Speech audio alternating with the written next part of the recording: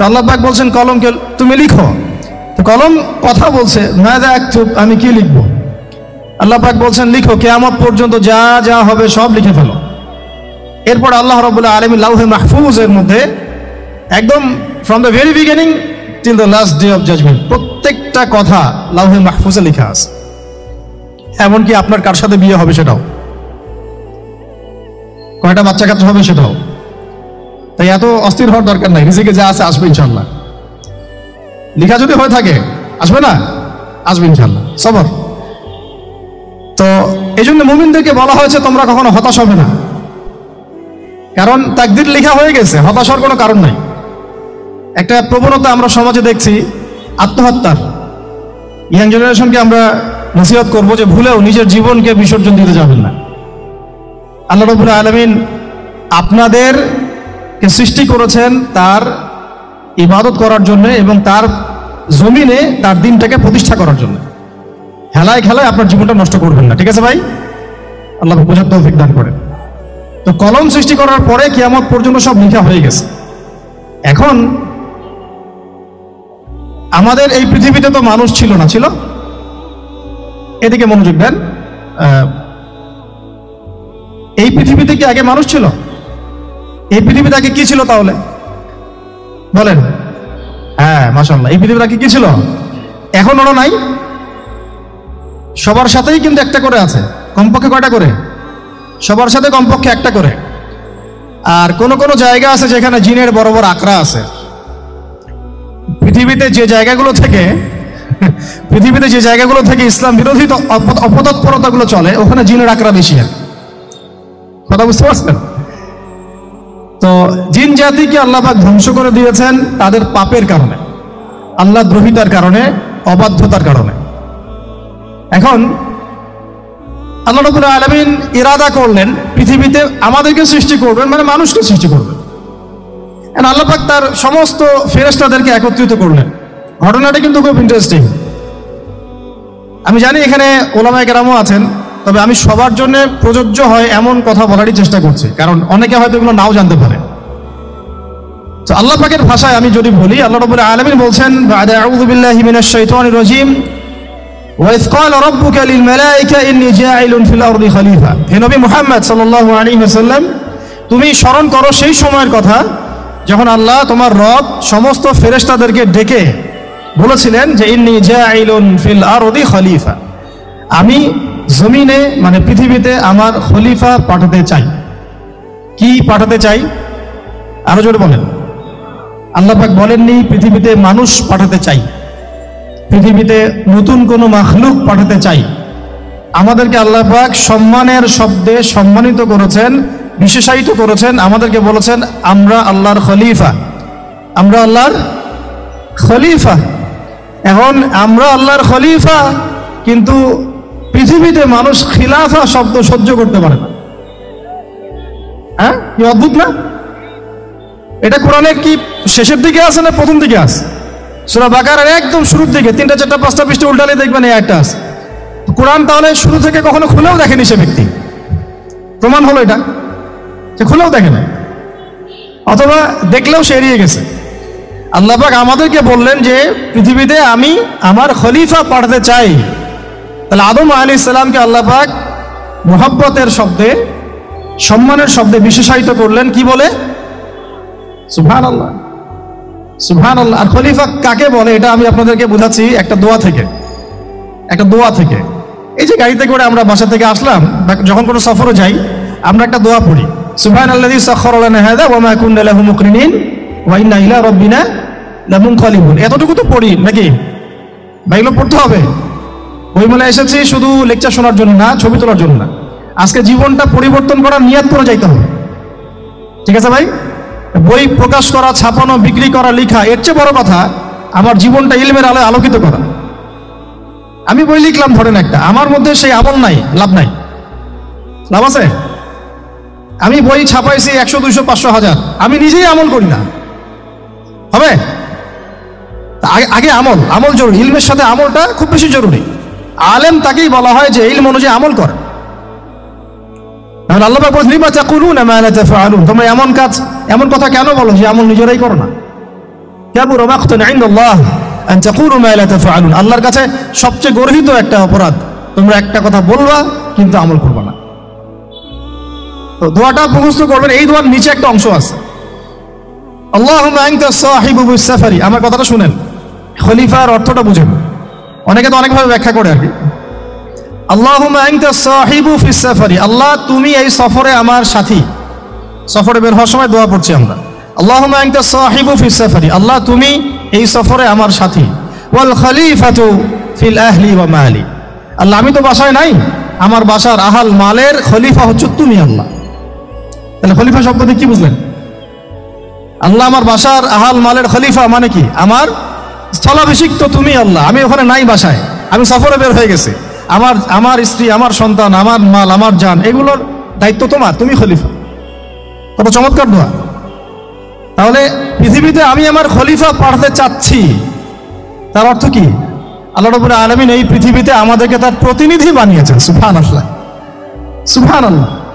তাহলে আমরা নিজেদের আত্মপরিচয় ভুলে গেলাম যে আমরা আল্লাহর প্রতিনিধি পৃথিবীতে, তাই না? আমরা এখন আব্রাহাম লিঙ্কনের পূজা করতেছি। আব্রাহাম লিঙ্কনের পূজা তো বুঝেন না আপনারা, এটা হচ্ছে ওই যে সকল ডেমোক্রেসির পূজা। আল্লাহ পাক বলছেন ওয়াল্লামা আদামাল আসমাআ কুল্লাহা, আল্লাহ বলছেন আমি আদমকে এই মহাবিশ্বের যত নাম আছে, নাউন্স, ইসম সব শিক্ষা দিয়েছি। সুবহানাল্লাহ। এই মহাবিশ্বের যত নাম, এখানে ইসম শব্দের অর্থ কিন্তু জ্ঞান।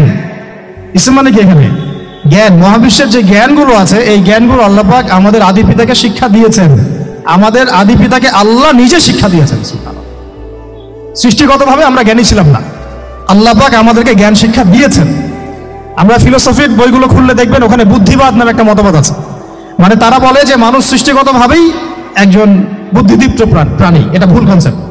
সৃষ্টিগতভাবে আমাদের মধ্যে জ্ঞান ছিল না, আল্লাহ পাক আমাদেরকে জ্ঞান শিক্ষা দিয়েছেন। কথা বুঝতে পারছেন?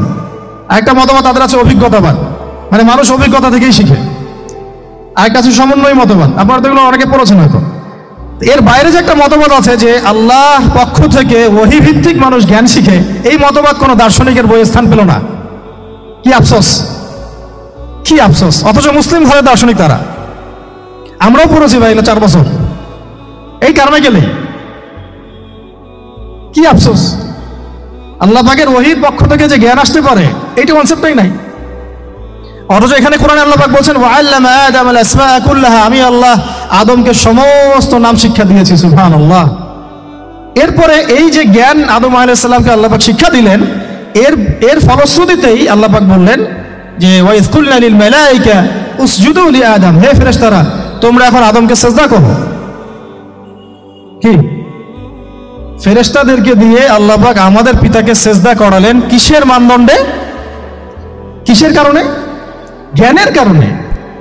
জ্ঞানের কারণে ফেরেশতাদেরকে আল্লাহ পাক বললেন যে এই নামগুলো বলে দাও তো তোমরা। তারা বলতে পারলো না, তারা বললো লা ইলম আল্লাহুম্মা লা ইলমা লানা ইল্লা মা আল্লামতানা, আল্লাহ আমাদের তো সেই জ্ঞান নাই, শুধু ওইটুকু জ্ঞান আছে যা আপনি আমাদেরকে শিখিয়েছেন। তখন আল্লাহ পাক বলেছিলেন যে আমি যা জানি তোমরা তা জানো না, আমি কি বলি নাই যে আমি আসমান জমিনের গায়েবের সব খবর জানি? তখন আল্লাহ বললেন যে তোমরা সবাই সিজদা করো আদমকে। তাহলে আমাদের পিতাকে খলিফা করা হলো, জ্ঞান শেখানো হলো, আল্লাহ পাক নিজে শেখালেন, ফেরেশতা মণ্ডলীদের দিয়ে সিজদা পর্যন্ত করালেন। কিসের মানদণ্ডে? আরো আসতে বলেন। জ্ঞানের মানদণ্ডে। এখন যদি আমরা একটু প্রশ্ন ছুড়ে দেই নিজ নিজ বিবেকে, আমরা কি সেই ওহীর 10টা সূরাও শিখেছি? 10টা পারা কি পড়া হয়েছে কখনো? 10টা সূরারও কি অর্থ জানি? অনেকে তো 10টা আয়াতের অর্থ জানি না। আমরা কি সেই ওহীর 10টা হাদিস শিখেছি? তাহলে আমরা কোথায় সম্মান খুঁজতেছি? পশ্চিমাদের কাছে? বলেন।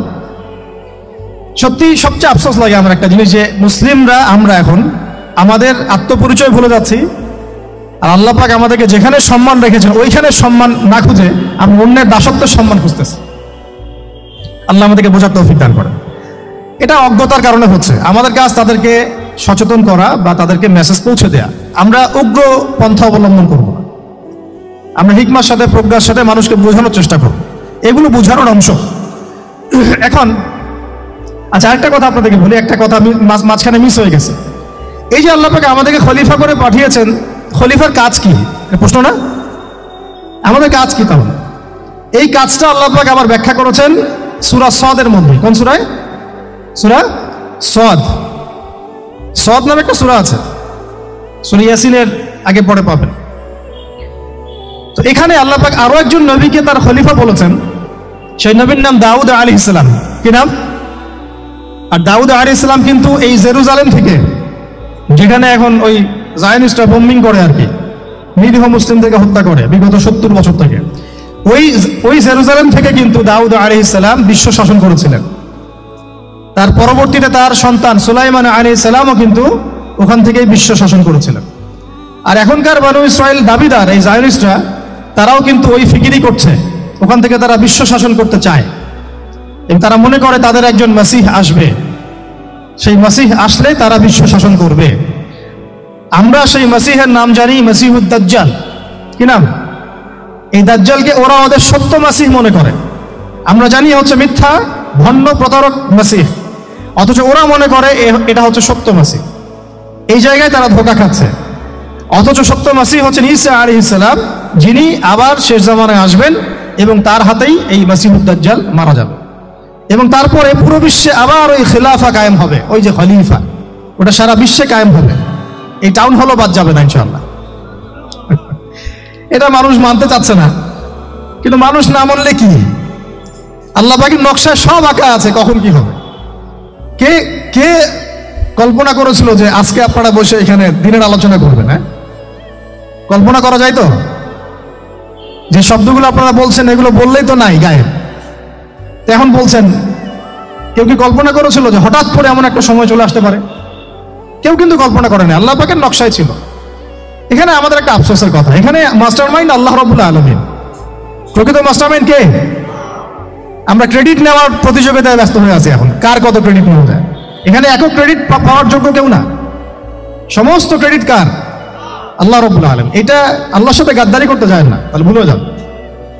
কারণ আমি বারবার বলেছি আপনাদেরকে, কোরআন থেকে একটা শিক্ষা আমরা শিখেছি, একটা কওম যখন মাজলুম থাকে, দুর্বল মাজলুম জুলুমের শিকার হচ্ছে, আল্লাহ পাক সেই কওমটাকে বাঁচান, কোনো না কোনো একজন ত্রাণকর্তাকে পাঠান, কোনো একটা সূরতে আল্লাহ পাক সেই কওমকে বাঁচায় দেন। আবার যদি এই নিয়ামতটা পাওয়ার পরে ওই কওম আবার এই জুলুম শুরু করে, আবার আল্লাহ দ্রোহিতা শুরু করে, আল্লাহ পাক তার চেয়ে বড় জালেম চাপাই দিবে। কথা বুঝতে পারছেন? আল্লাহর সাথে গাদ্দারি করতে চাই না, আল্লাহ পাক আমাদেরকে বোঝার তৌফিক দান করেন। খলিফার কাজটা কোথায় পাবেন? কোন সূরায় ভাই বলেন? সূরা সদে আল্লাহ পাক দাউদ আলাইহিস সালামকে খলিফা সম্বোধন করে বলছেন, ইয়া দাউদ, কি চমৎকার আহ্বান! ইয়া দাউদ, হে দাউদ, ইন্না জাআলনাকা খলিফাতান ফিল আরদ। দেখো, আমি আল্লাহ তোমাকে পৃথিবীতে খলিফা করেছি। কি করেছি? খলিফা করেছে। তোমার কাজ কি শোনো। ফাহকুম বাইনান নাসি বিল হক। বোঝার চেষ্টা করেন একজন খলিফার কাজ কি। খলিফা মানে আল্লাহর প্রতিনিধি, জমিনে যে দায়িত্বশীল, অন্য মানুষের উপরে যে দায়িত্বশীল, তার কাজ ফাহকুম বাইনান নাসি বিল হক, মানুষের মাঝে ন্যায় বিচার প্রতিষ্ঠা করবে, এটা তোমার কাজ। তাহলে এখন যারা আমরা এই জায়গায় আছি বা ভবিষ্যতে আসব, আরো কাল আগাতে থাকবে, সময় আগাতে থাকবে, নতুন নতুন নেতৃত্ব আসবে, সবার ফাংশন একটাই, ফাহকুম বাইনান নাসি বিল হক। আমাদের কাজ হবে মানুষের মাঝখানে কি করা? ন্যায় বিচার, বিচার ফয়সালার ক্ষেত্রে ইনসাফ করা, ন্যায় বিচার করা। তো ন্যায় বিচার তো এখন জাদুঘরে আছে নাকি? হ্যাঁ, কোন কোন ক্ষেত্রে আমরা চাই না যে ন্যায় বিচার জাদুঘরে যাক, আমরা চাই আবারও ন্যায় এবং সাম্যের সমাজ প্রতিষ্ঠা হোক। ইনশাআল্লাহ এরপর থেকে আমরা কোনো অন্যায় সহ্য করব না। ইনশাআল্লাহ এরপর থেকে আমরা কোনো জল্লাদতন্ত্র কায়েম করতে দিব না। আমাদের যা আছে তাই নিয়ে প্রতিবাদ হবে ইনশাআল্লাহ। খুনের ঘটনা ঘটবে, সমস্ত খুনের পাপের একটা অংশ কাবিলের আমলনামায় যুক্ত করা হবে। এখানে কে সফল? মহাকাব্য কে রচনা করেছে? হাবিল না কাবিল? আল্লাহ পাক আমাদেরকে শিক্ষা নেওয়ার তৌফিক দান। নূহ আলাইহিস সালামের যুগে নূহ আলাইহিস সালামের একজন সন্তান, সে ঈমান নিয়ে আসে নাই। বাবা তাকে ডাকছেন, আল্লাহর গজব চলে আসবে, তুমি তাড়াতাড়ি নৌকায় উঠো। সে বলছে যে আমি নৌকায় উঠবো না, আমি ওই পাহাড়ের উপর উঠে যাব। ইয়াসিমুনি মিনাল মা, পাহাড় আমাকে পানি থেকে বাঁচাবে। নূহ আলাইহিস সালাম পিতা হয়ে ব্যাকুল আর্তনাদ, বাবা আজকে এই আযাব কাউকে বাঁচাতে পারবে না, তাড়াতাড়ি নৌকায় উঠো। তো সে নৌকায় উঠলো না, জীবন সেও দিল। এবং নূহ আলাইহিস সালাম কান্নাকাটি করছেন আল্লাহর কাছে, আল্লাহ ইন্নাহু মিন আহলি, সে আমার পরিবারের একজন, তাকে মাফ করে দাও। আল্লাহ রাব্বুল আলামিন বলছেন লাইসা মিন আহলিক, সে তোমার পরিবারের কেউ না। এখানেও নূহ আলাইহিস সালামের পুত্র নবীর সন্তান জীবন দিলেন, কিন্তু মহাকাব্য রচিত হলো না। কথা কি বুঝতে পারছেন? মহাকাব্য রচিত হলো না। এভাবে লূত আলাইহিস সালাম যাচ্ছেন। আর আপনারা জানেন লূত আলাইহিস সালাম এসেছিলেন সাদুম জাতির জন্য নবী হিসেবে। ওই জাতির মূল পাপই ছিল সমকামিতা, যেটাকে এখন আমরা এই সো কল্ড ট্রান্সজেন্ডার, তারপরে এলজিবিটি এইসব ইস্যুর মধ্যে নিয়ে আসছি। আর এটা পশ্চিমাদের একটা বড় এজেন্ডা, বাংলাদেশে এটাকে বাস্তবায়ন করা। এই জন্য তারা পশ্চিমার কিছু সেবা দাসকে তাদের মাথার উপরে নিয়েছে আর কি, এটাকে বাস্তবায়ন করার জন্য। এবং যত সুদী এনজিও আছে এদের একটা বড় অংশ এর সাথে সম্পৃক্ত। কয়দিন পরে যদি দেখা যায় যে ক্লাসরুমের মধ্যে আপনারা বসে আছেন, ডানে বামে এলজিবিটি লোকজন বসে আছে, অবাক হওয়ার কিছু নেই। ওইদিকেই জাতিকে নিয়ে যাওয়ার চেষ্টা তারা করছে, কিন্তু ইনশাআল্লাহ আমরা সেটা হতে দিব না। আমরা সেই লূত আলাইহিস সালামের যুগে আল্লাহর পক্ষ থেকে যে শাস্তি আসছে, ওই শাস্তিকে আমরা আসতে দিব না ইনশাআল্লাহ। তোমরা ওই শাস্তি আনার ব্যবস্থা করবা, এই জাতিকে সমূলে ডোবানোর ব্যবস্থা করবা, এটা আমরা হতে দিব না।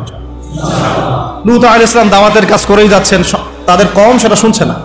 মূল পাপ ছিল তাদের সমকামিতা, হোমোসেক্সুয়ালিটি। আল্লাহ পাক এমন ভাবে তাদেরকে ধ্বংস করেছেন যেভাবে অন্য কোনো কওমকে করেন নাই। আসমান থেকে ফেরেশতা পাঠিয়ে জর্ডানে দেখবেন ডেড সি, মৃত সাগর, ওই জায়গাটা আছে এখনো, ওখানে সাদুম গোত্র বাস করত। পাখা দিয়ে ফেরেশতারা তাদের পাখা দিয়ে ওই জায়গাটা এভাবে উঠিয়ে আসমানে উঠিয়ে আসমান থেকে পাথর বর্ষণ করে এদের সবাইকে থেতলা করে আবার উল্টা দিকে দাফন করে দেওয়া হয়েছে। এমন শাস্তি পৃথিবীর ইতিহাসে কাউকে দেওয়া হয় না। তা আমরা কি বাংলার জমিন এই শাস্তি ডেকে নিয়ে আসতে চাচ্ছি? সবাইকে এই ব্যাপারে সোচ্চার হতে হবে। আল্লাহ পাক আমাদেরকে বোঝার তৌফিক দান করে। লূত আলাইহিস সালামের স্ত্রী তার পক্ষে ছিল না। শাস্তি যখন নেমে আসলো, লূত আলাইহিস সালামের স্ত্রী নিজে তিনি সমকামী ছিলেন না, কিন্তু সমকামীদেরকে সাপোর্ট করেছেন। বাংলাদেশে এমন অনেক মানুষকে দেখা যাচ্ছে এখন, নিজেরা হয়তো এলজিবিটি না, কিন্তু এটাকে সাপোর্ট করছেন। লূত আলাইহিস সালামের স্ত্রী সেই গজব থেকে বাঁচতে পারলেন না, আল্লাহ পাক তাকেও ধ্বংস করলেন। সেও জীবন দিল, এটা কোনো মহাকাব্য হলো না, নবী পরিবারের স্ত্রী হওয়া সত্ত্বেও। ঠিক আছে? কিন্তু আমরা যদি একটু ইব্রাহিম আলাইহিস সালামের দিকে তাকাই, তাকে ডেকে নিয়ে আসা হচ্ছে রাজদরবারে, বলো তোমার খোদাকে, তোমার আল্লাহকে। ইব্রাহিম আলাইহিস সালাম বলছেন, আমার আল্লাহ তিনি যিনি জীবন দেন, মৃত্যু দেন। তখন সেই বাদশাহ, জালেম বাদশাহ, আমি তুলনা করতে চাচ্ছি না কারোর সাথে, সে জালেম বাদশাহ বলল যে আনা উহয়ি ওয়া উমীত, আমিও তো জীবন দেই আর মৃত্যু দেই। কিভাবে? সে একজন খুনের আসামি, তাকে ডেকে নিয়ে ছেড়ে দিল, এই যে জীবন দিলাম। আর এক নিরপরাধ মানুষকে ডেকে এনে হত্যা করলো, এই যে মৃত্যু দিলাম। আমাদের প্রশাসনের মতো অনেকটা। হ্যাঁ, আমরা পরিবর্তন চাই। এরকম যদি সিলসিলা চলতে থাকে তাদেরকেও ছাড় দিব না ইনশাআল্লাহ। এবার তারা খুব ভালো করে জানে, ছাড় না দিলে ওইটা না দেওয়ার মতো ক্ষমতাও বাংলার জনগণের আছে। যদিও তাদের হাতে অত্যাধুনিক মারণাস্ত্র থাকে আর আম জনগণের হাতে একটা লাঠি থাকে, তারপরেও আম জনগণ বিজয়ী হতে পারে। দেখেন, ইব্রাহিম আলাইহিস সালাম বুঝলেন যে এ মোটা বুদ্ধির মানুষ। তখন ইব্রাহিম আলাইহিস সালাম বললেন যে আমার রব পূর্ব দিক থেকে সূর্য ওঠান আর পশ্চিম দিকে ডুবান। তো তুমি যদি রব হয়ে থাকো তাহলে পশ্চিম দিক থেকে সূর্য উঠায় পূর্ব দিকে ডুবাও। আমি সবগুলো আয়াত কিন্তু বলতে থাকলে অনেক সময় যাবে, আমি জাস্ট পয়েন্টগুলো বলতেছি। এটা সূরা বাকারায় আছে। কোথায় আছে? সূরা বাকারায়। এর আগে যেটা বললাম কওমে সাদুম, এটা অনেক জায়গাতে আছে। সূরা হুদ পড়ে দেখেন, আরো সূরা আরাফ পড়ে দেখেন। আর যেটা বললাম একটা কি বলেছি, নূহ আলাইহিস সালামের কথা, এটা সূরা হুদে আছে। সূরা হুদে আছে, মাইদায় আছে, আদম আলাইহিস সালামের দুই সন্তানের কথা বললাম। তো ইব্রাহিম আলাইহিস সালাম এই ঘটনাটা আছে সূরা বাকারায়। তখন ফাবুহিতাল্লাযী কাফার, কাফের হতভম্ব হয়ে গেল। তখনই কিন্তু তখন ইব্রাহিম আলাইহিস সালামকে আগুনের মধ্যে পুড়িয়ে মারার আদেশ দেওয়া হয়েছে। তো ইব্রাহিম আলাইহিস সালাম তখন কিন্তু জান দিতে প্রস্তুত, আগুনে পুড়ে যাবেন তিনি, কোনো সমস্যা নাই। তাকে ফেলে দেওয়া হলো। জিবরাইল আলাইহিস সালাম তখন এসেছেন, বলেছেন যে আপনার কোন হাজত আছে কি আমার কাছে, প্রয়োজন আছে? তিনি বলেছেন না, হাসবি আল্লাহ ওয়া নি'মাল ওয়াকিল, হাসবি আল্লাহ ওয়া নি'মাল ওয়াকিল। আমরাও এই জিকিরটা চলতে ফিরতে সবসময় করতে পারি। এক বচনে হচ্ছে হাসবি আল্লাহ ওয়া নি'মাল ওয়াকিল, বহু বচনে হাসবুন আল্লাহ ওয়া নি'মাল ওয়াকিল। আরেকটা অংশ এক করা যায় নি'মাল মাওলা ওয়া নি'মান নাসির। তখন আল্লাহ রাব্বুল আলামিন তখন এই আগুনকে বললেন, ইয়া নার কুনি বারদান ওয়া সালামান আলা ইব্রাহিম, হে আগুন ঠান্ডা হয়ে যাও, শান্তিদায়ক ঠান্ডা হয়ে যাও ইব্রাহিমের জন্য। সুবহানাল্লাহ। তো এখানে মহাকাব্য রচিত হলো। তার সন্তান ইসমাঈল আলাইহিস সালাম ছোট্ট বালক, হয়তো এই ছেলেটার সমান হবে 10-12 বছর, ডেকে নিয়ে এসে বলছেন, বাবা ইন্নী আরা ফিল মানামি আন্নী আযবাহুক, আমি স্বপ্নে দেখেছি যে আমি তোমাকে জবাই করছি। ফানজুর মাযা তারা, তোমার রায় কি আমাকে বলো, তোমার কি খেয়াল? সূরা সাফফাতের মধ্যে আছে, সূরা ইয়াসিনের পরে সূরা। তখন এই 12 বছরের সন্তান বলছে, 12-14 বছরের সন্তান ইসমাঈল আলাইহিস সালাম বলছেন, যেমন মা তেমন সন্তান, কারণ তার মাকে আগে রেখে আসা হয়েছে জনমানবশূন্য জায়গায়। ইব্রাহিম আলাইহিস সালাম চলে যাচ্ছেন, আর তিনি জিজ্ঞাসা করছেন যে আপনি কি আল্লাহর হুকুমে রেখে যাচ্ছেন আমাদেরকে এরকম একটা বিরান জায়গায়, খাবার নাই, পানি নাই, কিছুই নাই? ইব্রাহিম আলাইহিস সালাম বলছেন হ্যাঁ। তখন তার মা বলেছিলেন, ইসমাঈল আলাইহিস সালামের মা বলেছিলেন যে তাহলে আল্লাহ আমাদেরকে ধ্বংস করবেন না ইনশাআল্লাহ। ওই যে জামজাম, এখনো সেই জামজাম চলছে।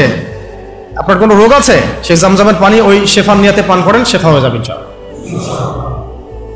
জামজাম এখনো চলতেছে।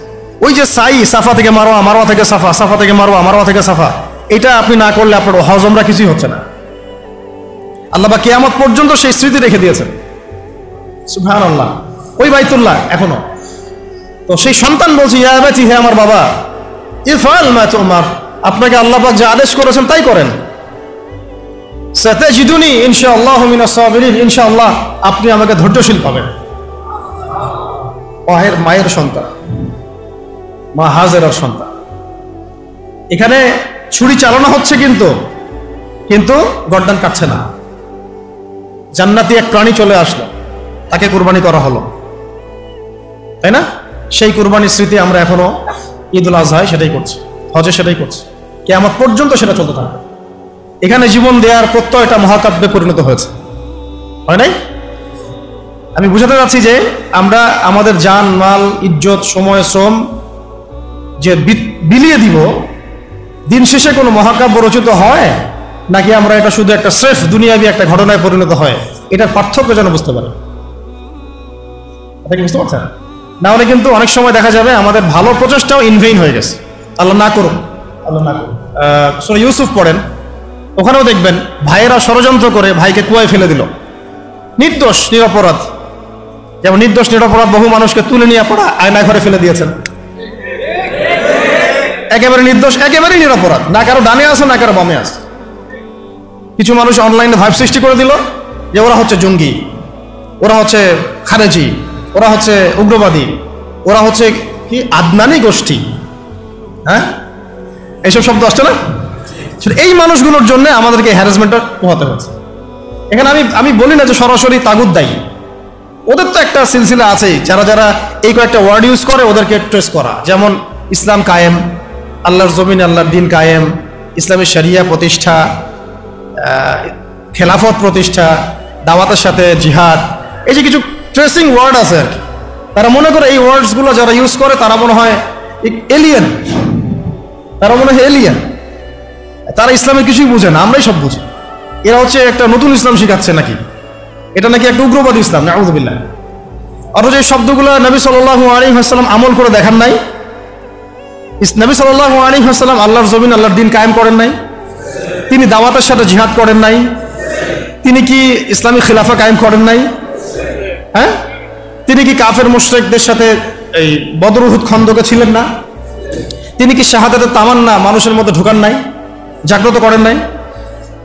তারা চায় এমন ইসলাম যে ইসলামটা পশ্চিমাদের সিলেবাস ভুক্ত, পশ্চিমাদের মানে অথরিটি থেকে মানে রেজুলেশন পাস করা ইসলাম তারা চাপিয়ে দিতে চায়।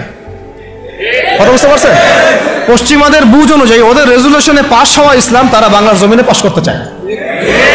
সিরাতের ইসলাম তারা সহ্য করতে পারে না। কোরআনের সুন্নাহ এবং সিরাত কেন্দ্রিক যে প্রকৃত ইসলাম এবং পূর্ণাঙ্গ ইসলাম, এটা তারা সহ্য করতে পারে না। দেখেন বাংলাদেশে এই যে কনফ্লিক্টটা হলো, এটাও তো একটা কনফ্লিক্ট হয়েছে, তাই না? এখানে আমাদের ভাইরা যেমন জীবনও দিয়েছে, তাদের পক্ষের কিছু ভাই কি মারা যায় নাই? তারা কি ছাত্র জনতার হাতে মরে নাই? বলেন। দেখেন, গণতান্ত্রিক ভাষায় এটাকে নিয়ে কিন্তু কেউ সমালোচনা করতেছে না, করতেছে? কিন্তু এটাই যদি আমরা বলতাম যে সিরাতের আলোকে নবী সাল্লাল্লাহু আলাইহি ওয়াসাল্লাম দাওয়াতও দিয়েছেন, ক্ষেত্র বিশেষে জিহাদও করেছেন, তখন আমাদেরকে উঠাই নিয়ে চলে সেম বিষয়। আপনি তো কনফ্লিক্টেই গেলেন, এখানেও তো মারলেন, এখানেও মারলেন, এখানেও মরলেন। আমরা বলছি না যে এই মুসলিম কান্ট্রিতে, বাংলাদেশের এই চলমান প্রেক্ষাপটে, এই কান্ট্রিতে ওই রকম সশস্ত্র জিহাদের প্রেক্ষাপট তৈরি হয়েছে, এটা আমরা বলবো না, বললে ভুল হবে। এরকম প্রেক্ষাপট বাংলাদেশে এখনো তৈরি হয় নাই, এখন তৈরি হয় নাই। হ্যাঁ, যদি কোনো কুফার আমাদেরকে অ্যাটাক করে তখন তৈরি হবে, ঠিক আছে? আমরা চাচ্ছি না এটার জন্য কেউ প্রত্যাশী থাকুক, এটাও ঠিক না। কিন্তু বাংলাদেশে ওই প্রেক্ষাপট তৈরি হয়নি। কিন্তু সিরাতের পুরো বিষয়টা মানুষের মধ্যে জানা দরকার আছে না নাই? যেমন বাংলাদেশের মানুষ নামাজ শব্দ চিনে, রোজা শব্দ চিনে, হজ যাকাত এতটুকু চিনে, কিন্তু এরা শরিয়া আইন বুঝে না, খিলাফা বুঝে না, দাওয়াত জিহাদ এগুলো বুঝে না, তাই না? আমর বিল মারুফ নাহি আনিল মুনকার অনেকে বুঝে না, পূর্ণাঙ্গ ইসলাম ইকামত দিন এটা তারা বুঝে না। কিন্তু নামাজ শব্দ তারা পরিচিত, চোরের হাত কাটতে হবে এটা তারা পরিচিত। আর কিছু মানুষ আছে যারা শরিয়া চায় না এই কারণেই যে শরিয়া যদি বাস্তবায়িত হয় তাহলে তারাই ব্যক্তি জীবনে পাপ করতে পারবে না, এই জন্য তারা শরিয়া চায়। সে তো নিজেই চোর, সে তো চাইবে না যে হাত কাটার বিধান চালু হোক, এটা নিজেই দুর্নীতিবাজ, ও তো চাবে না যে এটা চালু হোক। এই আর কি, সবাই জেনা করতে চাচ্ছে, সবাই সুদ খেতে চাচ্ছে, তাহলে এগুলো চালু হলে তো সমস্যা। তো মূল প্রসঙ্গে আসি যে দেখুন, পশ্চিমাদের এই বোঝানো এবং শেখানো ইসলাম প্রকৃত ইসলাম নয়, পশ্চিমকালেও নয়। প্রকৃত ইসলাম সেটাই যেটা কোরআনে থাকবে, হাদিসে থাকবে এবং নবী সাল্লাল্লাহু আলাইহি ওয়াসাল্লামের সিরাতের মধ্যে থাকবে, এবং যার উপরে সাহাবায়ে কেরাম আমল করে দেখিয়েছেন সেটাই প্রকৃত ইসলাম। নতুন করে কোনো মডারেশন অফ ইসলামের কোনো সুযোগ নাই। আমরা খুব আফসোসের সাথে লক্ষ্য করছি যে কিছু মডারেট ইসলামপন্থীদেরকে পশ্চিমারা মাথার উপর উঠাচ্ছে এখন, তাদেরকে আবার এমনভাবে রিপ্রেজেন্ট করতেছে মনে এরাই ইসলাম বুঝে, আমরা আর কিছুই বুঝি না। আসেন আমাদের সাথে লাইভ ডিবেটে বসেন না, আমাদের সাথে পুরো জাতির সামনে লাইভ ডিবেটে বসেন। এই যে কিছু বাউল মার্কা, লালন মার্কা ইসলাম যে প্রচার করতেছেন, এগুলো যে একেবারে সরাসর যে এগুলো একটা বিভ্রান্তি, গোমরাহি এবং পথভ্রষ্টতা, এটা নিয়ে তাহলে পুরো জাতির সামনে বসেন আমাদের সাথে। যদি জাতির সামনে বসতে লজ্জা পান তাহলে মাদ্রাসায় এসে বসেন, আমরা বুঝাই। এটাতে রাজি না, পশ্চিমারা বুঝে, কারণ এখনকার প্রজন্ম প্রতিবাদের ভাষা বুঝে। এখন যদি আপনারা আবার সেই প্রাচীন জুলুমের তন্ত্রে মন্ত্রে ফিরে যান তাহলে আল্লাহর গজব চলে আসবে, বড় গজব। তো খলিফার কাজ কি ভাই? কি কাজ বললাম বলেন? মানুষের মাঝখানে ন্যায় বিচার প্রতিষ্ঠা করা। আচ্ছা, আরো আছে আয়াত শেষ হয় নাই। আল্লাহ পাক বলছেন ওয়ালা তাত্তাবিউল হাওয়া, ন্যায় বিচার করতে গিয়ে নিজের দাসত্ব মানে প্রবৃত্তির অনুসরণ করো না। ন্যায় বিচার করতে গিয়ে নিজের প্রবৃত্তির অনুসরণ করো না, মন গড়া বিধানের অনুসরণ করো না। আমার মামা, আমার চাচা, আমার খালু পার করে দিও না।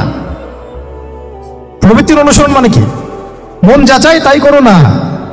ন্যায় বিচার করতে গিয়ে আল্লাহ পাকের বিধান মেনে চলো।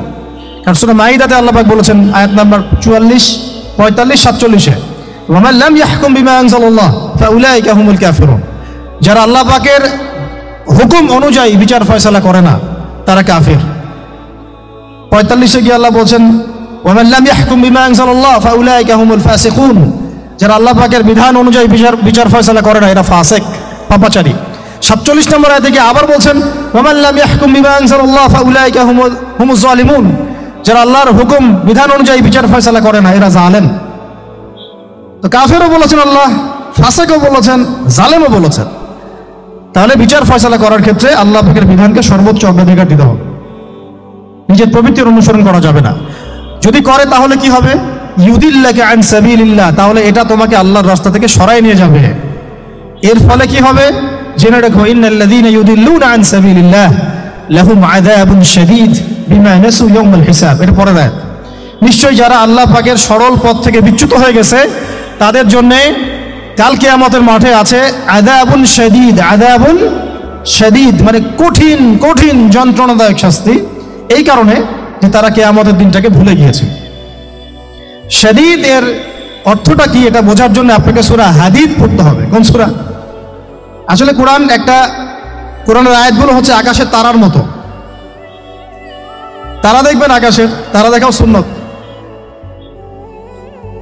ইসলাম তো রসকসহীন ধর্ম না রে ভাই, সবকিছুই আছে এখানে। আসলে আমরা জানি না বলে আমরা মনে করি যে এখানে কোনো বিনোদনই নাই, তাই না? এই গান বাজনা না করলে কি হয়, মন শান্তি হয়, এরকম একটা ভাব। যদি আপনি কোরআনের ভিতর ঢুকে যান, আপনার হৃদয়ে এমন নূর আসবে, এমন তৃপ্তি আসবে যে ওগুলো আপনার শুনতে ইচ্ছা করবে না, আপনি কান বন্ধ করে ফেলবেন, নিজেই বলতেই হবে না। এখন কিছু নতুন ইসলামিস্ট আসছে, তারা এগুলোকে ইসলামের অন্তর্ভুক্ত বলে মনে করার দাবি করতেছে, যে এগুলো তো নিষেধ নাই, এগুলো তো নিষেধ করা হয় নাই। কতটুকু জানেন ইসলাম সম্পর্কে আপনি? না জেনে কেন কথা বলেন? নবী সাল্লাল্লাহু আলাইহি ওয়াসাল্লাম রাস্তা দিয়ে হাঁটছেন, ওই সময় তো অনেক পূজা অর্চনা ইত্যাদি হতো মক্কায়, তো এখানে ঢাক ঢোলের শব্দ আসছে। নবী সাল্লাল্লাহু আলাইহি ওয়াসাল্লাম নিজের 2 আঙ্গুল কানের মধ্যে ঢুকিয়ে দিলেন, দিয়ে পাশে একজন সাহাবী তাকে জিজ্ঞাসা করছেন হাঁটতে হাঁটতে হাঁটতে হাঁটতে, তুমি কি এখন আওয়াজ শুনতে পাচ্ছ? সাহাবী বলেন, না ইয়া রাসূলুল্লাহ, এখন আওয়াজ শুনতে পাচ্ছি না। তখন তিনি হাত কান বের করলেন। এটা নবীর সুন্নাত। আর আমরা নবীর সুন্নাতকে উল্টাই দিছি কিভাবে দেখেন, আমাদের কানেই এখন ইয়ারফোন। উনি যেটা শুনে কান বন্ধ করতেন, ওইটা আমরা কানে ঢুকায় রাখছি একেবারে। আল্লাহ আমাদেরকে বোঝার তৌফিক দান করেন। দেখেন, আমরা তো সবাই পাপী। আমার মনে হয় না আমরা কেউ নবী সাল্লাল্লাহু আলাইহি ওয়াসাল্লামের সুপারিশ ছাড়া পার পাবো, এমনটা মনে হয় না আমাদের। সবাই পাপী, আপনি আমি, আমরা সবাই। তো সেই যে নবীর সুপারিশ আমরা প্রত্যাশা করছি, সেই নবীর সুন্নতকে যদি এইভাবে অবজ্ঞা করতে থাকি, তাহলে কি সুপারিশ পাবো ভাই? কি মনে হয় আপনাদের? অ্যাটলিস্ট সুন্নতকে তো সম্মান করতে হবে নাকি? আল্লাহ বোঝার তৌফিক দান করেন। আমি তাহলে যেটা বলছিলাম যে আল্লাহ পাকের বিধান অনুযায়ী বিচার ফয়সালা করতে হবে, এটা খলিফার কাজ।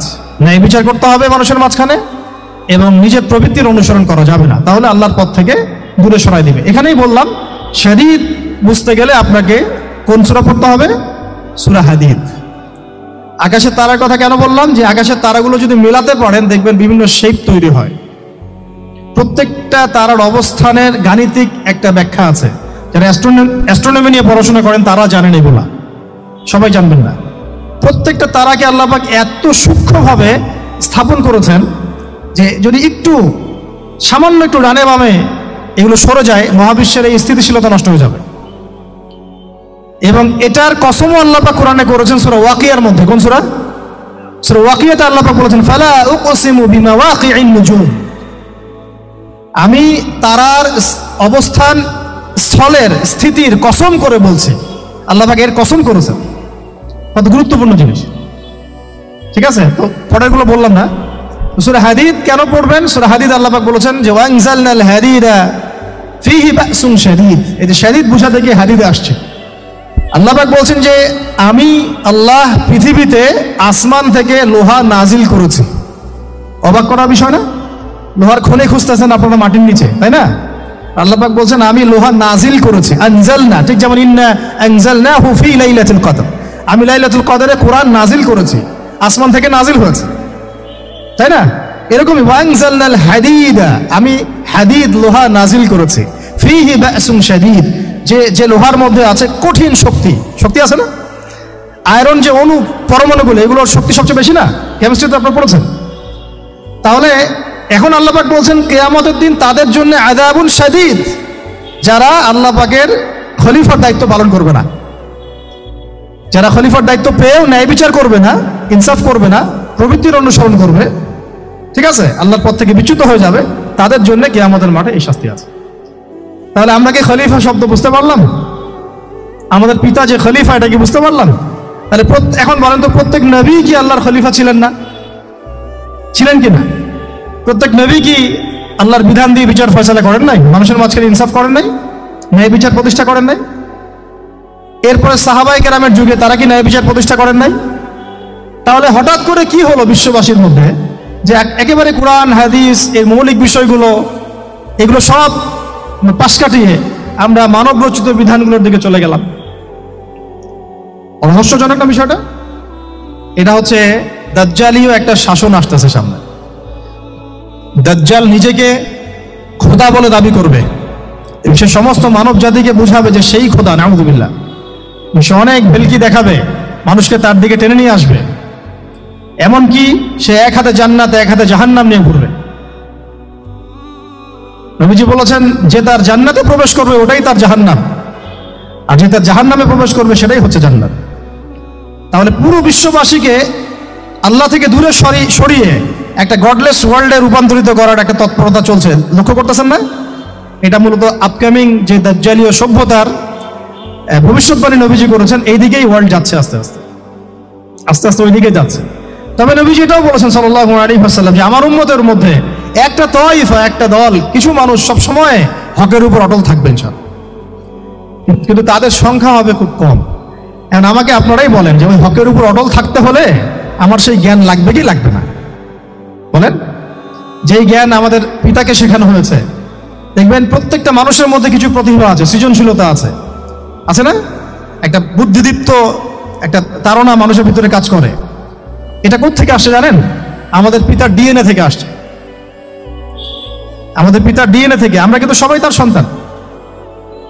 এরপরে পৃথিবীতে মানুষ পাপাচারে যখন লিপ্ত হলো প্রচন্ড রকম, তখন নূহ আলাইহিস সালামকে আল্লাহ পাক পাঠান এবং তিনি প্রায় 950 বছর দাওয়াতের কাজ করলেন।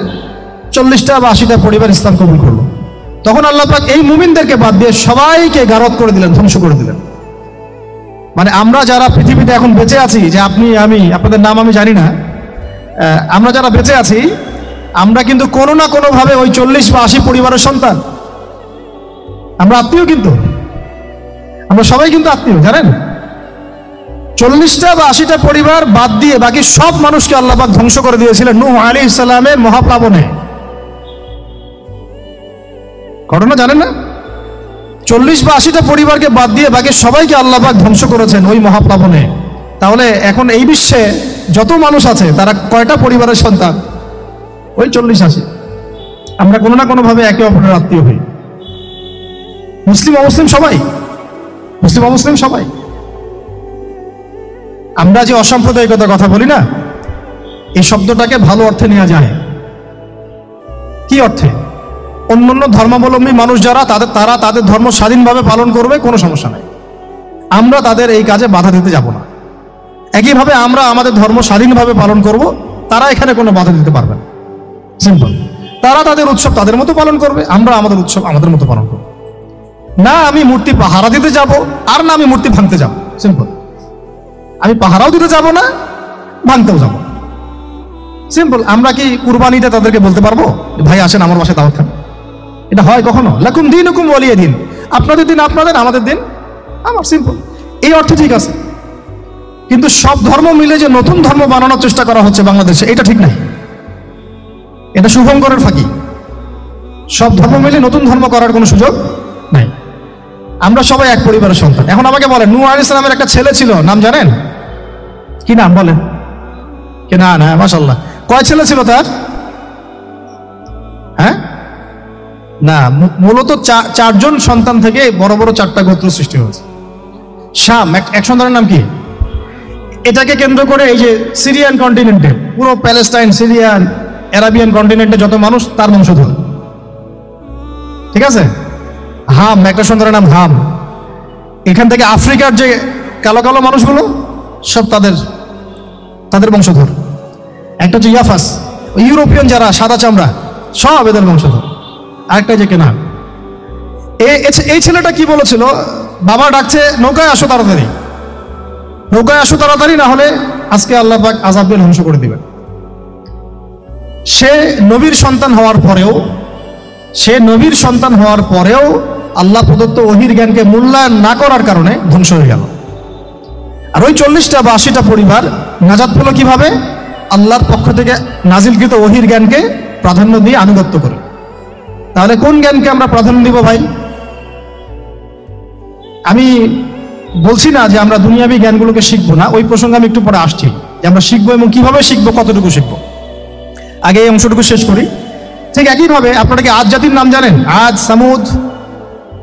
ওই যে সৌদি আরব এখন যেখানে লাইন বানাচ্ছে, লাইন প্রজেক্ট, ওই আল-ওলা বলে, আল-ওলা লাইন প্রজেক্ট বানাচ্ছে, দেখবেন অনলাইনে।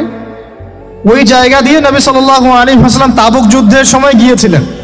যাওয়ার সময় তিনি বলেছিলেন, তোমরা মাথা নিচু করে কান্নাকাটি করতে করতে এখান থেকে অতিক্রম করো। সাহাবীরা মাথার উপর কাপড় দিয়ে কান্নাকাটি করতে করতে জায়গাটা পার করেছেন, কারণ ওই জায়গায় সামুদ জাতি ছিল যাদেরকে ধ্বংস করা হয়েছে। ওটা হচ্ছে এখন পর্যটন স্পট। সুবহানাল্লাহ।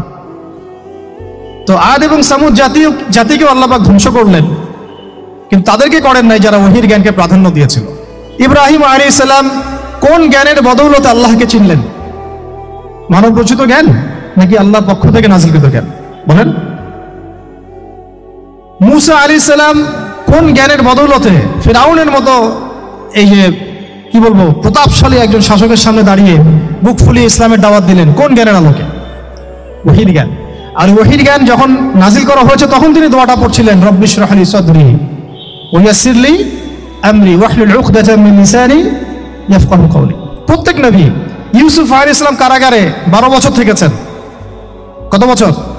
12 বছর। আমাদের অনেক ভাই এরকম 5 বছর, 7 বছর, 10 বছর, 12 বছর থেকেছে, আছে। এমনও মানুষ আছে, এখন বলা যায় তাই বলি, যে ওই যে একটা শব্দ শুনেছেন আয়না ঘর, ওখানে দীর্ঘদিন ছিল, তারপরে নাই, কোথায় গেছে আল্লাহই ভালো জানে। ইউসুফ আলাইহিস সালামও এরকম কারাগারে ছিলেন। কত বছর? 12 বছর। কিন্তু আল্লাহ পাক তাকে এমন একটা জ্ঞান শিক্ষা দিয়েছিলেন, তিনি স্বপ্নের ব্যাখ্যা বলতে পারতেন, যে কোনো স্বপ্নের। রাজা স্বপ্ন দেখলেন যে 7টা গাভী, জীর্ণ শীর্ণ গাভী, মোটা তাজা গাভীকে খেয়ে ফেলছে, স্বপ্নের ব্যাখ্যা কেউ দিতে পারে না। কিন্তু ওই জেলখানায় 2 জন ছাড়া পাওয়া মানুষ, ছাড়া পাইছে 2 জনের, 2 জনের মধ্যে একজন বেঁচে আছে, একজন নাই। মানে 2 জন বসে বসে ইউসুফ আলাইহিস সালামকে বলছিলেন যে আমরা একটা স্বপ্ন দেখলাম যে আমার মাথায় রুটি আছে, পাখি এসে রুটি খেয়ে ফেলছে। আর আমি স্বপ্ন দেখলাম যে আমি শরাব পান করাচ্ছি, ব্যাখ্যা কি? ইউসুফ, তোমাকে সত্যবাদী বলে জানি। ইউসুফ আলাইহিস সালাম বললেন, তোমার মাথায় রুটি যেটা খেয়ে নিচ্ছে, তার মানে তোমাকে শুলদণ্ড দেওয়া হবে। আর তুমি যে পানি পান করাচ্ছ, তার মানে তুমি নাজাত পাবে, ছাড়া পাবে। হলেও তাই। আর যে নাজাত পাবে তাকে ইউসুফ আলাইহিস সালাম বলে দিলেন যে তুমি রাজ দরবারে গিয়ে আমার কথা বলো, আমার কথা আলোচনা করো। তো সে ভুলে গিয়েছিল। পরে যখন এই স্বপ্নটা দেখলো বাদশা, তখন বাদশা সবাইকে ডাকলো, ডেকে বললো যে এই গাভীর স্বপ্নের ব্যাখ্যা কি? তখন এই ব্যক্তির মনে পড়ছে, আরে ইউসুফ তো ব্যাখ্যা দিতে পারে। সে গিয়ে ইউসুফ আলাইহিস সালামকে ডেকে নিয়ে আসতেছে যে এই রাজা স্বপ্ন দেখছে, ব্যাখ্যা কি? স্বপ্ন কিন্তু আপনার কাছে শুনে একটা স্বাভাবিক মনে হচ্ছে, আরে গাভীর আবার স্বপ্নের কি ব্যাখ্যা? তখন ইউসুফ আলাইহিস সালাম ব্যাখ্যা দিলেন যে 7 বছর ফসল ফলবে আপনাদের এলাকায়, তারপরের 7 বছর হবে দুর্ভিক্ষের সময়। কিসের সাথে কিসের ব্যাখ্যা? এই জ্ঞান কে শিখালেন তাকে? এই ইন্টারপ্রিটেশনের জ্ঞান কে শিখালেন? তাহলে জ্ঞানের মূল উৎস কে? আমার কথা বলার উদ্দেশ্য কি বুঝতে পারছেন? যত জ্ঞান তার মূল উৎস কে? স্বপ্ন একটা জ্ঞান, যদি সেটা সত্য হয়। আর জেনে রাখবেন, কিয়ামতের আগে আগে মুমিনদের স্বপ্ন বেশি বেশি সত্য হবে। ঠিক আছে? মুসা আলাইহিস সালামকেও সেই আল্লাহ জ্ঞান শিক্ষা দিলেন। ঈসা আলাইহিস সালাম এই কুষ্ঠরোগীর গায়ে হাত বুলালে ভালো হয়ে যায়। হ্যাঁ, অন্ধ ব্যক্তির মানে চোখে হাত বুলালে ভালো হয়ে যায়। এমনকি মৃত ব্যক্তিকে তিনি বলছেন কুম বিইজনিল্লাহ, আল্লাহর হুকুমে দাঁড়িয়ে যাও, দাঁড়িয়ে গেল। এই জ্ঞান কে দিয়েছেন তাকে? দাউদ এবং সুলাইমান আলাইহিস সালাম এই যে পশু পাখির ভাষা বোঝেন, সুলাইমান আলাইহিস সালাম পিঁপড়ার ভাষাও বুঝেন। আপনাদের সায়েন্স কি পিঁপড়ার ভাষা বুঝে? হ্যাঁ, আমরা তো এখন সায়েন্সকে সবকিছুর মানদণ্ড মনে করি, তাই না? সায়েন্স যদি বলে হ্যাঁ তাহলে হ্যাঁ, না বললে না। মানে এমন একটা ভাব, দেখেন সায়েন্সকে আমরা ইলাহ বানাইছি, ইলাহ, উপাস্য। সায়েন্স যদি বলে যে পৃথিবী থেকে অমুক অমুক কোটি কোটি আলোকবর্ষ দূরে একটা গ্রহের সন্ধান পাওয়া গেছে, নাম দিল ধরেন যে আলফা এক্স ওয়াই জেড কিছু একটা, ওখানে হুরপড়ি আছে, হ্যাঁ ওখানে দুধের সাগর আছে, মধুর সাগর আছে, তো মানুষ তখন বিশ্বাস করা শুরু করবে, হ্যাঁ হ্যাঁ তাই তো থাকতেই পারে। নাসা বলেছে না হয়ে পারে, নাসা মন্তব্য করেছে না হয়ে পারে। যে ইসলাম, সেই ইসলাম তারা বুঝতে চায়। কিছু মানুষের কথা এতই মানে চাইল্ডিশ, প্রিম্যাচিওর, যে আপনারা কি শরিয়ার কথা বলে, পূর্ণাঙ্গ ইসলাম প্রতিষ্ঠার কথা বলে, ইসলামী আইনের কথা বলে দেশটাকে কি আপনারা সিরিয়া বানাতে যাচ্ছেন? দেশটাকে কি আপনারা আফগানিস্তান বানাতে যাচ্ছেন? এরকম কথা আসতেছে। তো সিরিয়া কি মুসলমানদের হাতে এই অবস্থা হয়েছে, নাকি সিরিয়া পশ্চিমাদের হাতে অবস্থা হয়েছে? উত্তর দেন। সিরিয়ার গৃহযুদ্ধটা কি মুসলমানরা লাগাইছে, না এই গৃহযুদ্ধের পিছনে পশ্চিমাদের এখানে ষড়যন্ত্র ছিল? আফগানিস্তানের এই ব্যাটেল কি আফগানিস্তানের মানুষ নিজেরা লাগাইছে, না পশ্চিমারা এসে এখানে মাথা ঢুকাইছে তারপরেই শুরু হয়েছে? রাশিয়ানরা যখন এখানে আসছিল এই আফগান কন্টিনেন্টে, তখন তারা অস্ত্র হাতে নিতে বাধ্য হয়েছে। পশ্চিমের আমেরিকা যখন আসছে, ন্যাটো যখন আসছে, তখন তারা আবার অস্ত্র হাতে নিতে বাধ্য হয়েছে। তা এখানে কি এই কনফ্লিক্ট, এই ক্রাইসিসের জন্য কি মুসলিমরা দায়ী? তাহলে এই কথা বলেই বা কি প্রমাণ করতে চাচ্ছে? ওরা যদি কোনো জাতির মধ্যে বিভাজন সৃষ্টি করতে চায়, বিশৃঙ্খলা সৃষ্টি করতে চায় এবং গলদ ইসলাম প্রতিষ্ঠা করতে চায়, আদর্শের খেলাফ কোনো আদর্শ বাস্তবায়ন করতে চায়, তখন কি সেই জাতির লোকেদের অধিকার নাই এটা নিয়ে কথা বলার, এটা নিয়ে প্রতিবাদ করার? এবং তারা যদি সামরিক হস্তক্ষেপ করে, তখন কি ওই জাতির উপর ওয়াজিব না ওদেরকেও সামরিকভাবে ডিফেন্ড করা? নাকি ওই সময় আমরা দাওয়াতের কথা বলবো? আমাকে বলেন, আপনারা কি ফিলিস্তিনে এখন দাওয়াতের কথা বলবেন? ফিলিস্তিনের যে অবস্থা, গাজার যে অবস্থা, ওখানে কি আপনি শুধু দাওয়াত আর তাবলীগের মেহনত করবেন? বলেন তো। ফিলিস্তিনে আমরা তাবলীগের মেহনত করতে যাবো না তো এখন। এখানে দাওয়াতের সাথে জিহাদ থাকতে হবে, ফিলিস্তিনে এখন এটা ওয়াজিব। কিন্তু বাংলাদেশের মধ্যে আমরা এখন দাওয়াত তাবলীগের মেহনত করবো, কারণ এখানে এখন সশস্ত্র জিহাদের অবস্থা নাই। এই তো আমাকে প্রেক্ষাপট বুঝতে হবে। তো কিছু মানুষ আসলে চিন্তা করে কি, ইসলামটাকে এইভাবে চিন্তা করে, ইসলাম মনে হয় একটা ওই রান্না করা হাড়ির ভাত, একটা টিপলেই মনে হয় সব বোঝা যাবে। জি না, ইসলাম এমন কিছু না যে আপনি এই ফটো উঠাবেন, একটা করে কি বলে একটা ভাত উঠাবেন, উঠায় টিপ দিবেন, বাকি সব বুঝে ফেলবেন। ইসলাম এত সহজ দিন না, এত সহজ জীবন ব্যবস্থা না। এটার গভীরতা অনেক বেশি, আপনাকে অনেক গভীরে যেতে হবে। আল্লাহ পাক আমাদের সবাইকে বোঝার তৌফিক দান করেন।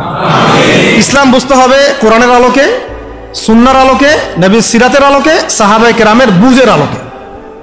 এমনকি পরবর্তী কোনো মানুষের ব্যক্তিগত কোনো বুঝের আলোকে ইসলাম বুঝতে চলবে না। ঠিক আছে? এখন আসেন ওই অনেক ভিতরে চলে যাচ্ছি আবার। এই ইউসুফ আলাইহিস সালামকে গর্তে ফেলছে কি ভাইরা না? তারপরে তিনি আল্লাহ পাক তাকে সম্মানিত করে রাজ দরবারে নিয়ে যান নাই?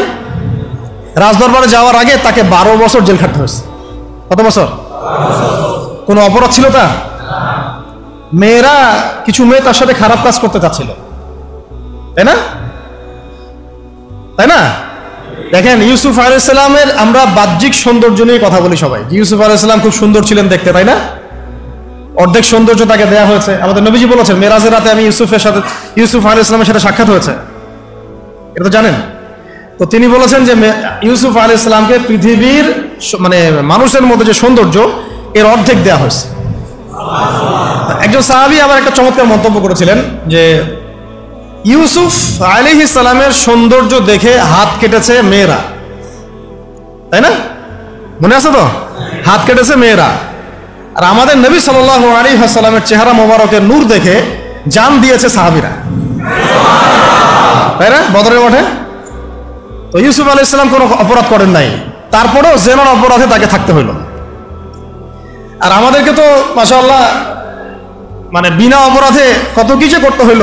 আপনারা সূরা বুরুজ পড়বেন, এখানে একটা ছোট বালকের কথা আছে। ওই বালককে, অনেক বড় ঘটনা, এটা আলাদা লেকচার আছে আমার, দেখে নিন। ওই বালককে মানে রাজা, মানে জালেম শাসক রাজা, সে জাদু শিখাচ্ছে আর কি। কি শিখাচ্ছে? জাদু। এটা হারাম, একেবারে হারাম। জাদু শিখাচ্ছে, কিন্তু জাদু শিখতে আসার সময় সে আবার এক আল্লাহর ওলির দরবার দিয়ে আসে। ওর কাছে তখন আবার ওই কথাগুলো খুব ভালো লাগে, সেখানে বসে দিনের কথা শুনতে শুরু করে। এদিকে আবার জাদুও শিখে, এদিকে আবার দিনের কথাও শিখে। এক পর্যায়ে তার মধ্যে এটা মানে প্রাধান্য বিস্তার করলো যে এটাই মনে হয় সত্য, আল্লাহর দিনের কথাটাই সত্য। একদিন রাস্তায় যাওয়ার সময় হঠাৎ একটা প্রাণী, মানে বিভৎস একটা প্রাণীর দেখা মিলছে, কেউ রাস্তা থেকে সরাইতে পারে না।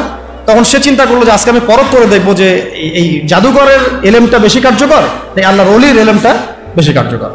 সে একটা পাথর নিয়ে নিক্ষেপ করে বলল, যদি হে আল্লাহ, আল্লাহর ওলি তোমার কাছে, এই পাদ্রী বুজুর্গ তোমার কাছে বেশি মাকবুল হয়, তাহলে আজকে এই ঢিলের ওসিলায় তুমি এই প্রাণীটাকে মেরে ফেলো। তো ওই ঢিল দেওয়ার সাথে সাথেই প্রাণী মারা গেছে। তো তখন সে মাশাআল্লাহ ইসলাম কবুল করে ভিতরে ভিতরে, কিন্তু প্রকাশ করে না। পরে যখন প্রকাশ হয়ে যায়, তখন তাকে মেরে ফেলার জন্য, আমি শর্টকাটে বলতেছি, ওই শাসক কি করলো, ও সেনাবাহিনীকে লেলিয়ে দিল, ওকে নিয়ে যাও পাহাড়ের উপর থেকে ফেলে দিবা। পাহাড়ের উপরে উঠেছে সে, ফেলাই দিবে তাকে। তখন সে একটা দোয়া পড়লো, আল্লাহুম্মা কফিনিহিম বিমা শি'তা।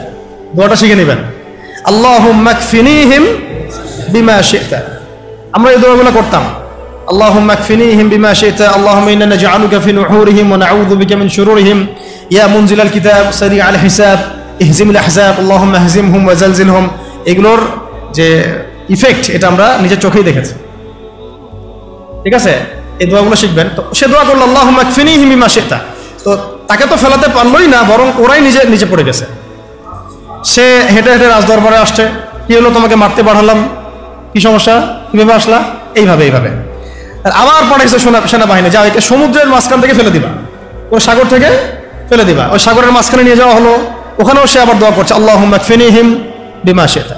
সাগরে ঝড় ওঠা শুরু হলো, ওর সেনাবাহিনী পড়ে গেছে, সে আবার সেফ অ্যান্ড সাউন্ড চলে আসলো রাজদরবারে। কি সমস্যা হে তোমার, তোমাকে মারা যাচ্ছে না কেন?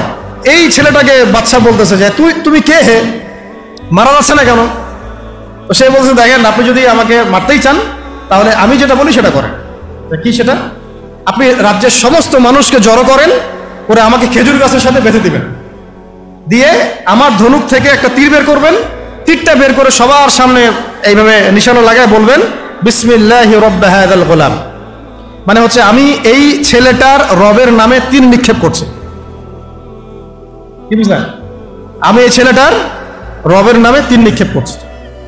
তো রাজা তো ব্যাস, যারা একটু ক্ষমতাশীল হয় তারা একটু মোটা বুদ্ধির হয়, তারা এই কাজই করলো, সমস্ত লোকজনকে জড়ো করে বিসমিল্লাহি রব্বি হাযাল গোলাম নিক্ষেপ করলো। ছেলেটার হাদিসের মধ্যে আসছে, ছেলেটার এই জায়গায় তীর ঢুকে দিক দিয়ে বের হয়ে গেছে, সে শহীদ হয়ে গেছে, আলহামদুলিল্লাহ।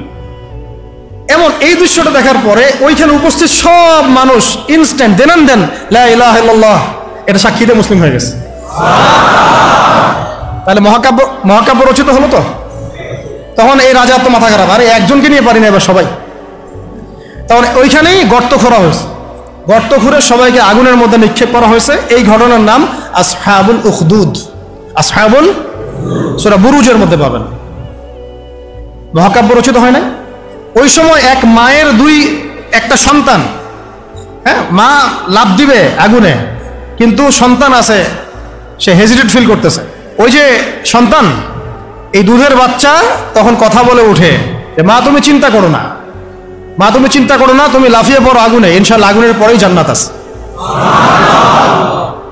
তো এরকম ঘটনা আরো ঘটছে। ফেরাউনের স্ত্রী, ফেরাউনের দাসী, ওই যে আসিয়া, নাম মনে আছে তো? অনেকে আসিয়া আবার অনেকে অন্য নামও বলে। তার সন্তানকে এভাবে গরম তেলে ফেলে দেওয়া হয়েছিল, এবং তাদের সেই যে মাকবারা, কবর, সেখান থেকে নবী সাল্লাল্লাহু আলাইহি ওয়াসাল্লাম তার যে জান্নাতের ঘর, আল্লাহ পাক তাকে জান্নাতের ঘর দিয়েছেন, ওই ঘরের যে ঘ্রাণ, এটা নবী সাল্লাল্লাহু আলাইহি ওয়াসাল্লাম মেরাজের রাতে পেয়ে এসেছেন। সুবহানাল্লাহ। এগুলো কিন্তু মহাকাব্য রচিত হয়েছে। ফেরাউনের দাসী মহাকাব্য রচনা করেছেন। আসহাবুল উখদুদের এই বালক মহাকাব্য রচনা করেছেন। ওই উখদুদের সেই মানুষগুলো মহাকাব্য রচনা করেছেন, তারাও জীবন দিয়েছেন, তাদের জীবন দেওয়া ব্যর্থ হয় নাই, হয়েছে। এরকম আরো অনেক হিস্ট্রি আছে, একটা করে বলতে গেলে অনেক। একটা কথা মনে পড়লো যে সূরা ইয়াসিন আপনারা পড়েন না অনেকেই? সবাই সকালবেলা সূরা ইয়াসিন পড়বেন, আমলটা করবেন। ফজরের নামাজের পরে সূরা ইয়াসিন পড়ার অভ্যাস করেন। আমি তো বলি সূরা ইয়াসিন মুখস্থ করে ফেলেন। কিছু কিছু বিষয়ে নবীজি চাইতেন যে উম্মার কলিজার মধ্যে থাক। তার মধ্যে সূরা মুলক আছে, তিনি চাইতেন সবার যেন এটা হিফজ থাকে। সূরা ইয়াসিন একটা অনবদ্য সূরা, এটা আপনার যে কোনো হাজতও পূরণ করতে পারে ইনশাআল্লাহ, আপনি আল্লাহর হেফাজতে থাকবেন। তো এখানে দেখবেন পড়তে এক জায়গায় পাবেন যে একটা করিয়া, মানে গ্রামের মধ্যে 3 জন ব্যক্তিকে আল্লাহ পাক নবী করে পাঠিয়েছে একই সাথে, মানে একই সাথে 3 জন নবী একটা এলাকার মধ্যে, ঠিক আছে। তো তারা দাওয়াতি কাজ করছিলেন। তো দাওয়াত অনেকে বেশিরভাগই কবুল করছিল না, কিন্তু দূর থেকে একজন লোক দৌড়ে আসছে ইসলাম কবুল করার জন্যে। সে আগে হয়তো কবুল করেছিল, দৌড়ে এসে কওমকে বলছে যে হ্যাঁ আমার কওম, এই রাসূলদের অনুসরণ করো, তারা তোমাদের কাছে কোনো আজর চাচ্ছে না, রাসূলের অনুসরণ করো। এই ব্যক্তির নাম হচ্ছে হাবিবে নাজ্জার। হাবিবে নাজ্জার, এটা নিয়ে আমার আলাদা লেকচার আছে, ওইখানে সবগুলো আয়াতগুলো ব্যাখ্যা করেছে, এই জন্য এখানে বললাম না। শর্ট করে বলতেছে, হাবিবে নাজ্জারকে তারা হত্যা করে, এবং তাকে হত্যা করার পরপরই, মানে সাথে সাথেই আল্লাহ রাব্বুল আলামিন তাকে জান্নাতে তার থাকার জায়গা দেখায় দেন, এবং সে বলে যে ইয়া লাইতা কওমি ইয়ালামুন, হায় আমার কওম যদি জানতো যে আজকে আমি কত সফল। হয়তো আমাদের শহীদ ভাইরা এই কথাই বলতেছে, আমাদের কওম যদি জানতো যে আজকে আমরা কত সফল। তো এই হাবিবে নাজ্জারের জীবন দেয়াটা কিন্তু মহাকাব্যে পরিণত হয়েছে। আসহাবুল কাহফও জীবন না দিলেও তারাও কিন্তু তাদের পুরো সভ্যতা থেকে বেরিয়ে গিয়েছিলেন। একটা শিরকে পরিপূর্ণ সভ্যতা, জুলুমের পরিপূর্ণ সভ্যতা থেকে তারা বেরিয়ে গিয়েছিলেন। আল্লাহ পাক তাদেরকে 309 বছর ঘুম পাড়িয়ে রেখেছেন। এখান থেকে আমরা বুঝি যে আপনি যদি আল্লাহর প্রতি পূর্ণ তাওয়াক্কুল করেন, ঈমান আনেন, আল্লাহ পাক ঘুমের মধ্যেও আপনাকে সাহায্য করতে পারেন। তারা ঘুমিয়েছিল যখন, আল্লাহ রাব্বুল আলামিন ফেরেশতাদেরকে দিয়ে তাদের পাশ পরিবর্তন করিয়েছেন, ডান থেকে বামে, বাম থেকে ডানে। ঘুমিয়ে থাকলে আল্লাহ পাক আপনাকে ফেরেশতা দিয়েও সাহায্য করতে পারেন যদি আপনি হকের উপরে থাকেন। তারাও কিন্তু জীবন বিসর্জন দিল, এটা কিন্তু মহাকাব্যে পরিণত হয়েছে। শুধু মহাকাব্য না, তাদেরকে যখন 309 বছর পর জাগ্রত করা হয়, তখন এমন একটা সম্প্রদায়ের উপর জাগ্রত করা হয়েছে যেই সম্প্রদায় আল্লাহকে বিশ্বাস করতো, কিন্তু পরকালে রেজারেকশন যেটা হবে, পুনরুত্থান, এইটাতে বিশ্বাস করতো না। 309 বছর আগের এই কয়েকজন মানুষকে দিয়ে আল্লাহ পাক 309 বছর পরের একটা সভ্যতাকে হেদায়েত দিয়ে দিয়েছে। তাহলে মহাকাব্য রচিত হয় নাই? আল্লাহ আমাদেরকে বোঝার তৌফিক দান করুন। নবী মুসা আলাইহিস সালাম ফেরাউনের যে কবল, এখান থেকে নাজাত দেওয়ার জন্য মুসা আলাইহিস সালামকে আল্লাহ পাক পাঠান নাই? তার ভাই হারুন আলাইহিস সালাম তার সাথে ছিলেন। দেখেন, ফেরাউন কিন্তু জানতো, তাকে ভবিষ্যৎবাণী করা হয়েছিল একজন বালকের জন্ম হচ্ছে শীঘ্রই, তোমার রাজপ্রাসাদ একদম কাঁপাই দিবে। কিন্তু তখন কিন্তু সে কি শুরু করলো? সব ছোট ছোট বাচ্চাদেরকে হত্যা করা শুরু করলো। ইউযাববিহুনা আবনাআকুম, বলেন আরেকটা কি? ওয়ায়াস্তাহইউনা নিসাআকুম। পড়তে হবে, পড়াশোনা করতে হবে ভাই, যেন আমরা একটা টাচ করলে শব্দ আপনি বুঝতে পারেন কোন সূরায় আছে। কোরআনকে আপনার মেইন সাবজেক্ট করতে হবে। দাবি তুলেন যে কোরআনের শিক্ষা, মানে কোরআন সাবজেক্টটাকে প্রত্যেক বিশ্ববিদ্যালয়ে ম্যান্ডেটরি করা হোক, কোরআনের আলাদা ফ্যাকাল্টি খোলা হোক। সিরাত এবং অ্যাটলিস্ট হাদিস, উসুলের কথা নাই বা বললাম, অ্যাটলিস্ট হাদিস, সিরাত, ইসলামের ইতিহাসের পাশাপাশি প্রত্যেকটা বিশ্ববিদ্যালয়ে আলাদা ফ্যাকাল্টি খুলে খুলে পড়ানোর ব্যবস্থা করা হোক। আমরা শুধুমাত্র একমুখী শিক্ষা চাই না, আমরা শিক্ষা ব্যবস্থার মধ্যে সংস্কার চাই এবং দ্বিমুখী শিক্ষার এই যে মেরুকরণ, এর সমন্বয় চাই। অন্যথায় দেখবেন সংগ্রাম ঠিকই করতেছেন, এদিকে আবার মেয়ে নিয়ে ডেটিংও করবেন, কি লাভটা হলো বলেন আমাকে? এখানে তো জেনা করতেছেন, সংগ্রাম হচ্ছে, কিন্তু এদিকে নামাজ পড়তেছে না। বুঝতে পারেন কথা? সংগ্রামে আপনি আছেন, বিপ্লবে আছেন, অভ্যুত্থানে আছেন, নামাজে নাই, হ্যাঁ, কোরআনের তিলাওয়াতে নাই, দার্সে নাই। তাহলে ওইটা দুনিয়াবি একটা বিপ্লব হবে।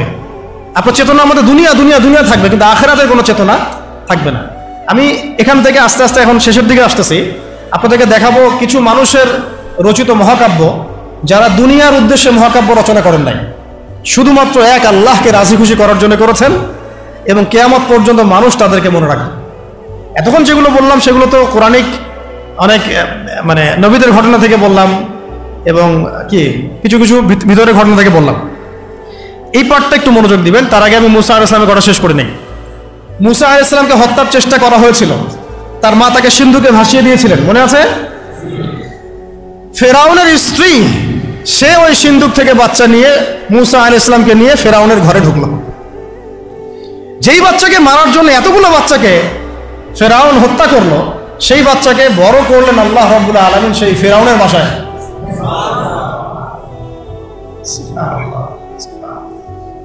আল্লাহু আকবার। বাংলাদেশ সেটাও দেখলো, যে গুটি কয়েক মানুষকে একেবারে সমূলে মিটিয়ে ফেলার জন্য এত কিছু করলেন, ওই মানুষগুলো আপনাদেরকে দেশ ছাড়তে বাধ্য করল।